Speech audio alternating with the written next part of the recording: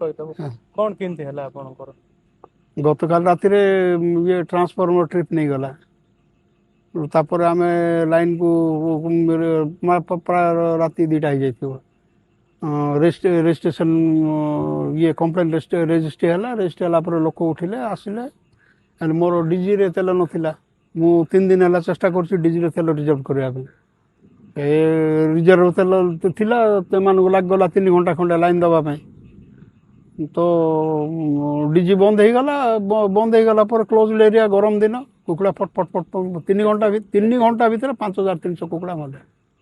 ମାନେ ପାଖପାଖ 12.5 ton. 12.5 ton ବୋଲେ 15 ଲକ୍ଷ ପାଖପାଖ ଗଲା। କେମିତି ହେଲା?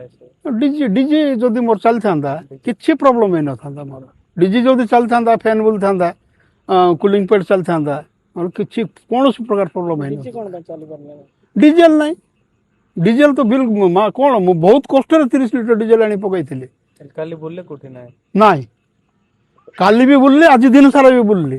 ଆଜି ବି କ'ଣ ସନ୍ଧ୍ୟାବେଳେ ଯେଉଁ ଲାଇନ୍ ପଳେଇଲା, ବହୁତ କଷ୍ଟରେ 20 ଲିଟର ମାନେ 3ଟା ଟାଙ୍କି ବୁଲେଇକି ପିଲାମାନଙ୍କୁ ପଠେଇକି 10 ଲିଟର ତେଲ ଆଣିଥିଲେ। ଆଜି ପକେଇଥିଲେ ବୋଲି ରକ୍ଷା ପାଇଗଲି, ନହେଲେ ଆଜି ଆଉ 3 ଘଣ୍ଟାରେ ବାକି ସବୁ ସରିଯାଇଥାନ୍ତା। 10 ଲିଟର ପିଲାମାନଙ୍କୁ ବୁଲେଇଛି, ଗୋଟେ ଓଳି ଲାଗିଲା ମୋତେ 30 ଲିଟର ଡିଜେଲ ଯୋଗାଡ଼ କରିବା ପାଇଁ। ଆଉ ଡିଜିରେ ଯଦି ତେଲ ରହିବ ନାହିଁ, ମୁଁ ଫାର୍ମ କେମିତି ଚଲେଇବି?